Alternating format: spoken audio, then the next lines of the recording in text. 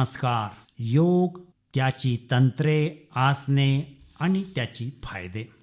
योगासने करत असताना काही तंत्रे आणि तत्वे पाळल्यास त्याचा अपेक्षित फायदा मिळू शकतो. ते कसे आहे ते आपण पाहणार आहोत.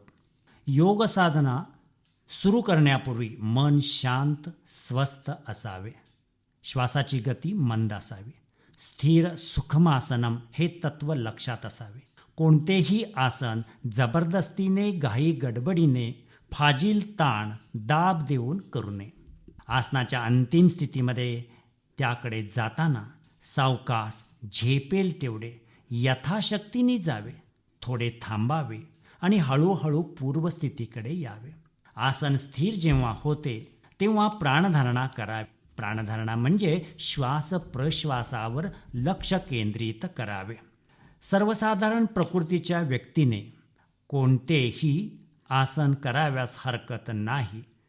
परंतु एखादी व्याधी दूर करण्याच्या हेतूने आपण जेव्हा आसन करतो तेव्हा आसन करताना ते लक्षपूर्वक करावे आणि डॉक्टरांनी जी आसने करू नयेत असे सांगितलेले आहेत ती आसने टाळावीत. स्त्रियांनी मासिक पाळीच्या वेळी आसने करू नयेत. स्त्रियांनी मासिक पाळीच्या वेळेला ओंकार, अनुलोम विलोम, भ्रामरी प्राणायाम केला तरी चालतो. योगासनाच्या आणि व्यायामाचा जो अभ्यास आहे तो एकमेकाला पूरक आहे. परंतु दोन्ही योगासनाचा अभ्यास आणि व्यायामाचा अभ्यास या दोन्हीमध्ये अर्धा तासाचं अंतर ठेवावे. आसन करताना जो भाग आपण शरीराचा वापरत नाही तो मात्र सैल ठेवावा. एखादी जर शस्त्रक्रिया झाली असल्यास अगोदरच प्रशिक्षकाला सांगावे. आसनाच्या अंतिम स्थितीमध्ये शिथिल व्हावे. त्यामुळे स्नायूंना रक्तपुरवठा चांगला होतो. आसनाच्या कृतीची संपूर्ण सजगता ठेवावी, जाणीव ठेवावी.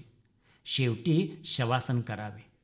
त्यामुळे मनाला, शरीराला एकाच वेळी विश्रांती मिळून ताजे तवान होता येते. योगाची एक आदर्श जीवन पद्धती म्हणून श्रद्धापूर्वक स्वीकार केल्यास शारीरिक स्वास्थ्य आणि मानसिक शांती मिळून जीवन सुखी, समाधानी आणि आनंदी बनते. आसनासंबंधी आणि काही गोष्टी आपल्याला सांगता येतील. मुख्य म्हणजे आसन स्थिरमय आणि सुखमय असावे. घेरण मुनी आसनाचा फायदा सांगतात. आसनेन भवेत् दृढम, म्हणजेच आसनामुळे शरीर दृढ होते. गोरक्षनाथ सांगतात की आसनेन रुजो हंती. याचा अर्थ असा आहे की आसनामुळे सर्व रोग नाहीसे होतात.